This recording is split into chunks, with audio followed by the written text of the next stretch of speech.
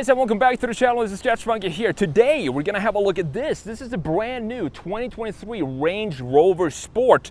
This one is the P400 Dynamic SC, meaning that we have a 6-cylinder, 3-liter turbocharged engine, putting out 395 horsepower and 405 pound-feet of torque. So what we're gonna do in this video is have a look at what's changed in this new design. We're gonna have a look at the front end design, the side view, the rear, the interior, and then we're gonna take this for a drive. Let's have a look at some of the basic specs for the 2023 Range Rover Sport P400 Dynamic SC. You have a 3-liter turbo inline 6, putting out 395 horsepower and 406 pound-feet of torque, connected to an 8-speed automatic transmission. It comes as, of course, as all-wheel drive.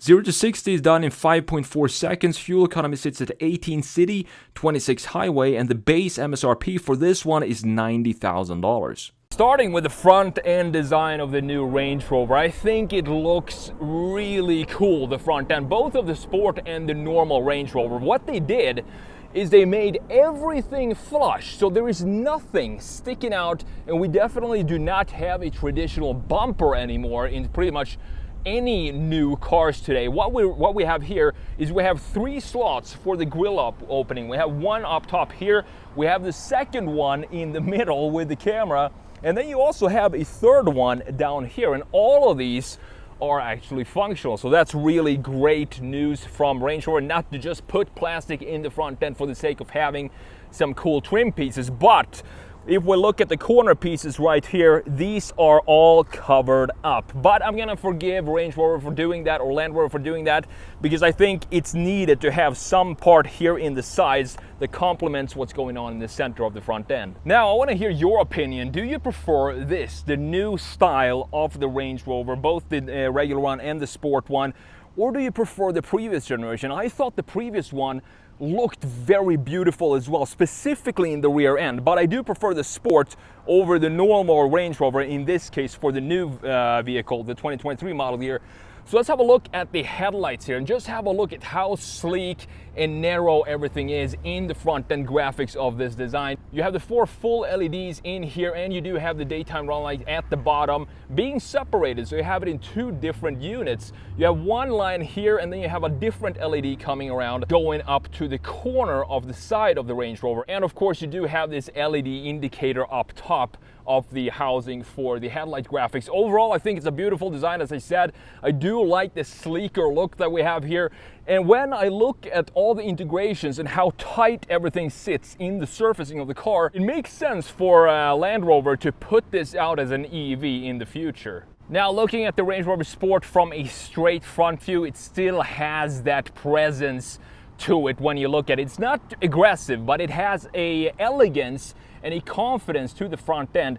I do like the graphics that we have here on the side. As I said, these are fake, but I do prefer, if you see the front end of the V8, which has same type of graphics here, but they are a little bit bigger and they're also open, I definitely prefer the front end graphics of the V8 compared to the 6-cylinder that we have right here. Now, coming around to the side view of the new Range Rover, and the sleekness that we have in the front end definitely comes back here in the side. What I like about the side view specifically is just one single detail, and that is this shoulder line, because you see that this goes in to the body. It's kind of a crease that goes all along the body here, and this is a crease that you rarely see on new cars today. You have it in the new Bronco, for example, which is a good example of this retro feel when it comes to the shoulder line. And then you have this graphics in this area. I'm not so sure about this integration, because this is just a piece of plastic. I do wish that they at least would have put something, some text or something here, to not make it look maybe a little cheap by just having it be piano black, the whole thing, and it doesn't have any function to it either. It's just for decoration. However, I do think that it's needed to have some sort of graphics in this area to break up the otherwise very smooth design that we have on the Range Rover. What do we have talking about the wheel and tire setup here? So in this case, we do have the 22-inch wheels, 285mm wide tires all around, and I think the 22s look really good, specifically since they're not all blacked out. This is more of a gunmetal finish to it. You can get this with the 23s, and I think I prefer the 23s in this case to fill out the wheelhouses a little bit more. Not sure how that would affect the comfort, because this is one of the most comfortable rides I've ever been in, and we're gonna talk more about that when we take this for a drive. But overall, 22s, they look pretty good on this, but I would like to have the 23s to just fill out the wheelhouse is just a little bit more than the 22s does. We have the same thing in the side view. Everything sits flush with the bodywork. You can see that the door handles here are popped out now. That means that the car is unlocked. When it's locked, or when you start rolling and driving away, these are gonna fold into the body and sit super flush with everything else that goes on here. We have a couple of key lines, basically one in the bottom, and that is this line, which is, I think, is super necessary on this car, continuing here and then going into the bumper and up here. I think that's one of these lines that you need to have on a car like this that is so sleek that we need to break it up a little bit with some line at the very bottom. And looking up top here, it's interesting because they didn't go away from the very chiseled and hard corner that we have up here. That's normal for Land Rovers and Range Rovers. They still have that in the 2023 model, and I also like that they have the A-pillar blacked out to remove some of that mass up top, and you also have the gloss black for the side mirrors with the LED indicator and the 360 camera mounted right here. So coming around to the 3/4 rear view, I think this is the biggest change that happened for Range Rover with this new design. The sleekness that we have in the front and in the side is definitely coming back here in the rear as well. And have a look just how big this big roof spoiler is. It's like a cave under here. You might find some bats if you look closely, but what this allows us to do is to remove the wiper from here, because imagine having the wiper on a clean surface like that. It just would not look good, specifically in the $100,000 price range. So I'm glad that they extended the roof spoiler and hid the wiper under here, so you can only see it when it's in use. Moving further down on the rear end here, you do see that we have the blacked out deck lid with the Range Rover spelled out in the middle, looking fantastic. You also have the Sport in gloss black, and you have the Land Rover badge in traditional green. I'm glad they didn't black this out because I want to have some tradition in the Range Rover, even though it is a brand new 2023 model. And then we have one single line here as well. So this reminds me a little bit of the side view, having that single line that we have in the bottom, and we only have this line cutting or intersecting with the otherwise very smooth surfaces that we have in the rear end. Further down, we do have the reverse light, very tiny in this section here, right next to this reflector light that, as you can see, doesn't have any sort of chamfer around it. And that's what I think is becoming the new norm, to remove sort of chamfers around key graphics and just have them sit flush like this. It looks great, but I think I prefer to have some sort of chamfer going around this little detail at the bottom.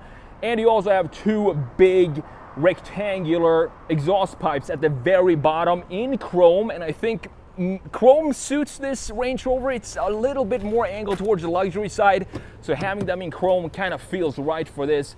And last but not least, you do have a gloss black diffuser in the middle. I'm not sure how functional that is, but it adds to the sportiness of this Range Rover Sport. Coming up close to the taillights here, and what I love about this is that we still have some dynamic feeling in it. We have a thicker piece right here at the very end, and then it becomes thinner, and then going into this hockey stick design in the side with 3 different levels of LED on the side. And you can see how the indicator wraps all across the entire top of the taillight. Still very slim design like we have in the front end, and we also have the same black graphic going around this piece. I think it's a beautiful touch, and it also adds to this elegance that we have in the new Range Rovers. Welcome to the absolutely gorgeous interior of the 2023 Range Rover. So let's fire it up and get some AC blowing in here.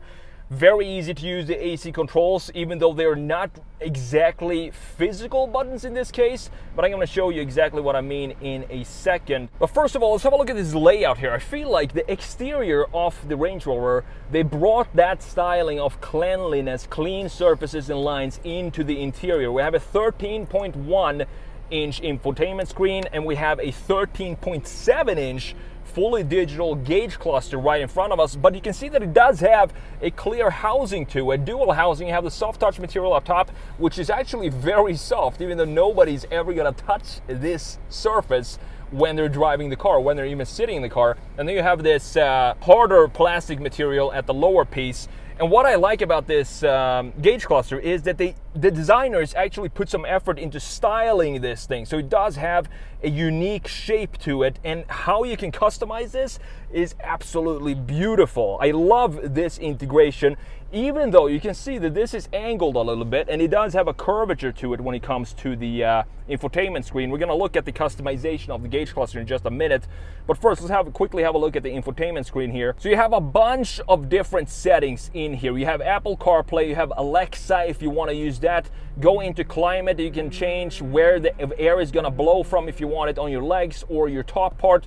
Very clean graphics in here. If we go back to the main menu, we can click on cameras, and this is one of my favorite features of the new Range Rover. This camera setting that we have, absolutely gorgeous, because you have this 3D view that has such a high resolution to it that it almost looks like I'm supposed to have a controller and start playing a video game by looking at this design here. You can scroll around or rotate around the car using this button, or if you want to just press the camera that you want to use, you have this 360 top view. So just hit the camera that you want to use here in this graphics, and it will go directly to that camera, even the straight front end and the rear camera as well. Pretty neat feature.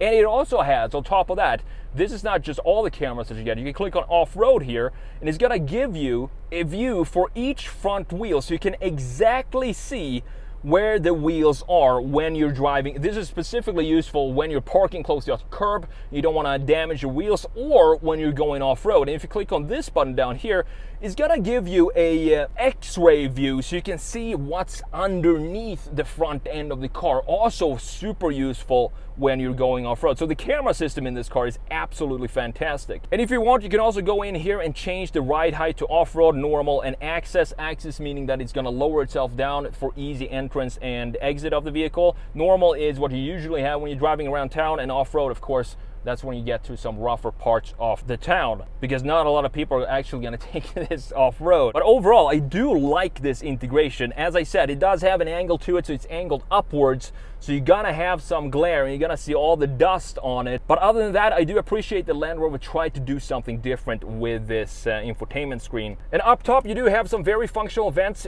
being integrated in the overall trim of this top part of the dashboard. I like that they're analog, very easy to use. You can see the fins, exactly where the air is gonna blow out from. Moving further down, you do have this pad underneath the infotainment screen that is the wireless charger. So you just put your phone here, it's rubberized, so it's not gonna go anywhere, no matter how sporty or aggressively you're driving this car. So let's talk about this climate control settings here. You have this wheel, and I love the design of this wheel, because what it does, it still makes it very easy to adjust whatever you need to adjust, the fan speed, the temp, or the heated seats, but it doesn't take up 50 different buttons to do all that. Everything is integrated in this dial, and it's also beautiful graphics in here. So when you just keep them as they are and don't press down or pull up on this, you have the controls for the temperature. So you just scroll the dial, you can see that it goes from blue when you're under 70, and when you go above 70, the graphics of the background turn to red. So that's a cool little feature. And if you pull it upwards, you're gonna have the ability to change the fan speed. Same display, but the graphics in the display and the function of the scroll changes if you pull it up. And then if you go back, push it down, you go back to temperature, push it down once more, and you get the control for the heated seats in 3 different levels. So very cool integration of this thing. And I think this actually works. I want to see more cars have this specific integration. So it's a mix of digital and analog feel for the climate control settings. And I love the integration of that in this piece. What I'm not so sure about though is this piano black that we have on the dash. It takes up very large space here, and you're gonna get a lot of dust on it and fingerprints, but that's just something that you're gonna have to live with, I guess. Below the climate control settings, you do have the gear lever, which looks pretty stubby, but it does have a nice soft texture to it. And putting it in reverse, it's gonna pop up the reverse camera with the trajectory lines and the 360 view up top. Putting it back in park, and you can do whatever you want with the infotainment screen. In the center, you do have the start button, and you do have the volume knob, which is also in this case separated from everything else. Car manufacturer seems to have the volume knob being a high priority when it comes to keeping that an analog dial and being separated from everything else. To the right side of these two, the start button and volume knob, you do have the dial for the drive mode. So you do have dynamic, you have echo, you have comfort, grass, gravel, snow, mud, ruts, sand, and wade if you feel extra brave and want to tackle that small river that's in front of you. I love the graphics of this thing. Specifically, I like to keep it in dynamic. Everything turns red. You can see the tachometer taking up most space off the entire 13.7-inch gauge cluster, and it looks beautiful. And on top of that, if you want to customize the gauge cluster even more, you just press this button in the middle, and you got to get these settings for how you want to configure the graphics that's in the display itself. If you want to have it be in this overall design and just change the left side, you can do that. Or if you want to change the entire feel of the gauge cluster, you have three different options. You have focused, you have map, and you have dial, all completely different in their designs. I personally like to have it in focused, but I do like the design of dial too, because this gives you a more traditional look with round tachometer and speedometer to each side of the screen, and then you have the map being in between. And this is what you want when you have a digital gauge cluster and infotainment screen. You want to have them be configurable to exactly the way you want it to look. And I think Land Rover here with the Range Rover Sport managed to do that really well. Moving further down here, you do have two cup holders right here in the middle, and you have this armrest that doesn't have any connectivity in the inside, but it is very, very deep though. So you can fit a lot of markers and big pens in here, and probably just a little sketchbook can fit in here as well. And it's of course leather wrapped up top. Looking at these seats, and I do like this spec with this Eiger gray exterior and this burgundy interior. It feels very classy, and I do like these seats as well. They don't feel over the top. They definitely don't look very sporty. They look more angled toward the luxurious feeling, the GT cruising. And I've been driving this Range Rover for a week now, and I can tell you that these are very comfortable as well. Moving over to the steering wheel here, and this is a pretty cool design. However, we do still have the piano black coming back all over the housing for the buttons here. The buttons themselves, they're not actually hard buttons, they're more like a tactile feel. And you're gonna hear a click, and you're also gonna see that the function that you just engaged are gonna light up. For example, the heated steering wheel is here, and here you have some more controls for the lane, keep assist, and the cruise control settings on the right side of the spoke. To the left side, you do have the voice command, and as I just showed you, the buttons for configuring the screen itself. Still wrapped in the same leather that we have on the seats, and I do like that this steering wheel is two-tone, so you have the black on the outside and you have this burgundy going on the inside with the Range Rover logo in the middle of the steering wheel. A necessary feature that you need to have on every single Range Rover. On the back here, you do have the pedals for the 8-speed gearbox, and if you have it in dynamic, and even though this is just a P400, you can have this with a V8. This does 0 to 60 in about 5.7 seconds or something like that. So it's not really slow, but for $100,000, it's definitely not the fastest in that segment either. But these pedals are fun to drive. This is actually a fun SUV to drive when you engage the manual pedals. Looking up top here, yes, you do have a digital rear view mirror, which I love. One of my favorite features in new cars is this feature here, that we have a widescreen rear camera. And if you don't want that, you can just disengage the camera, and now you just have a regular mirror. But I always like to have this camera on because I think it's so useful. Moving up top, you have a panoramic sunroof here, very large. You can open it all the way back to the headrests of the passenger seats. Since it is pretty warm today, I'm gonna keep this closed and try to cool down this interior. And last but not least, on the glove boxes here, you have two separated glove boxes. You can't really open them manually. You do have to hit these buttons that's up top with the two arrows down and up. So if you want to open the top one, you just press the top button and this one opens up. And if you want to open up the lower one, pretty logical setting here. You just press the button with the down arrow and the bottom one pops open. Looking at the door panel, I do like the design of this door panel because we have so many different textures and materials on the doors. We have this fabric in the middle, the burgundy leather up top, and the black leather for the armrest. And then you have some blacked out chrome going around the entire features that you have inside of the door. It's a pretty unique unique integration of a door panel, and I think it suits this car. It looks a little bit more complex than the rest of the interior, but at the same time, it looks very good. So let's jump into the back seat and let's see if I can fit behind my own driving position. All right, jumping in to the back seat, and I have plenty of space for my knees, and I also have plenty of space for my head, which is interesting because this is a very sloping roofline. Being the Range Rover Sport, the greenhouse sits a little tighter, but I still have plenty of room back here. And I also have the settings for the heated seats. You have 3 levels of heated seats for both sides back here. You don't have a third climate control zone in the back seat, which I think this should probably have for $100,000. But you do have some vents and a couple of USBs and a house outlet down here at the bottom. And if you fold the center down, you're gonna get 2 cup holders by pressing this button. They pop up like transformers, or if you press the back button right here, it's gonna open up some more storage in the middle. Pretty cool integration of the center armrest. Let me quickly show you the trunk and what's going on back here. So you open it by hitting this button right next to this rear mounted camera, and of course it is power assisted, being a Range Rover. So you have plenty of space back here. It's not gonna be the same space as you get in the normal Range Rover, obviously, but you do have this compartment here, so you can open this up and you create some sort of division in the storage back here, which I think is pretty cool. And if you need more space, you can fold down the rear seats by using these buttons right here. Alrighty guys, setting off in the 2023 Range Rover Sport SE Dynamic. Under the hood, we have an inline 6 putting out 395 horsepower, which doesn't sound like a lot. 0 to 60 in this thing is done in about 5.8 to 6 seconds. And I was just coming out of this gravel parking lot in comfort.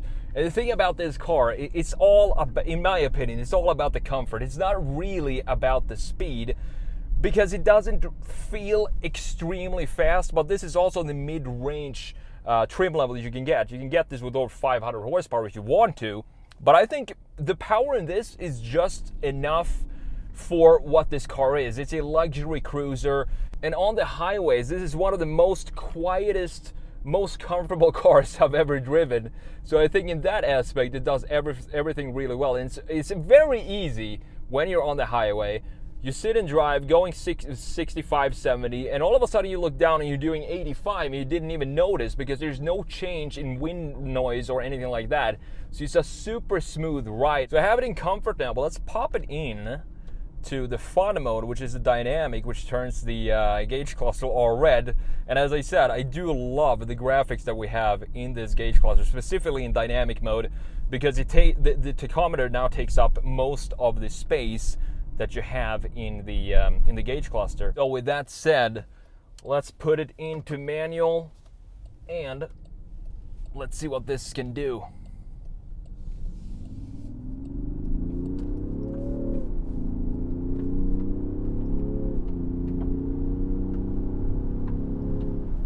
You know, it does have a very nice sound to it. It's not too aggressive, which I don't think it should be in this type of vehicle.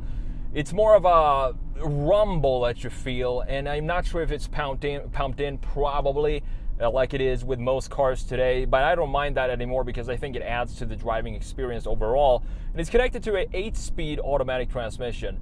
It's not the snappiest shifts that you get. I'm not sure what it does in the V8 version, if it's a different transmission there.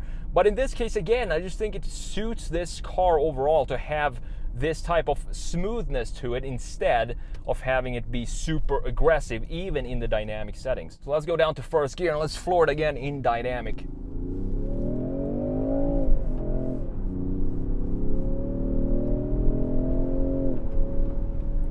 So this is what I'm talking about. We're up to 60 there, over 60, rather quickly. And it's so smooth that it doesn't feel aggressive. It's like it's pulling you. The car is pulling you instead of you being pushed and just forced into your back seats. It's a very special driving experience, this thing with the Range Rover Sport, which I enjoy. I think it suits overall this type of vehicle to have this sort of characteristics to it when it comes to the acceleration of this car.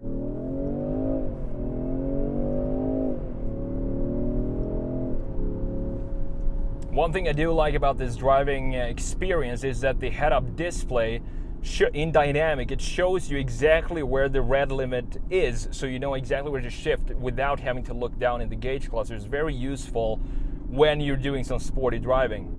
The thing about these 22-inch wheels, usually I would go for definitely 23-inch on this type of package, because it is a rather big car, so 23 is going to fill out the wheelhouses well, but the 22s and the comfort in here and the handling as well, it handles really well the 22-inch wheels and tires with the 285mm wide tires all around.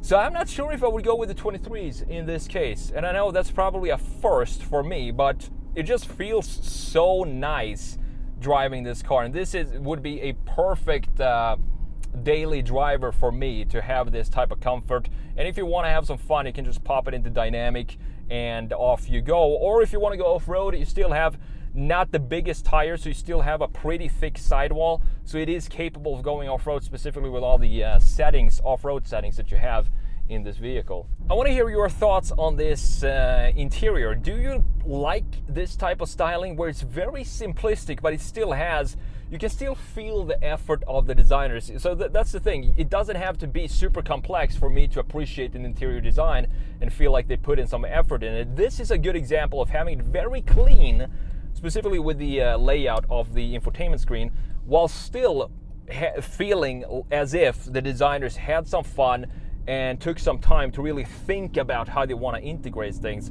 Do you prefer this type of layout, for example, for the infotainment screen, or would you rather have an iPad integrated upright somewhere in this area? Let me know in the comments below. So we're coming up to the highway here. I'm going to put it in comfort, and I don't think the mic is going to bring up much noise, but the thing is, there is really not much noise to bring up or audio from this drive. We're doing 67 now, going up to 70, and in comfort it also of course doesn't rev as hard as it does in dynamic, so you're barely hearing the engine as you cruise along on the highway. The thing I talked about before with the side mirrors, looking at it right now, it feels like it's just a small little circle. I think that the side mirrors are so small on this car, or they're so short, they feel a lot shorter than they should be, and I don't think I've seen that ever before in a car.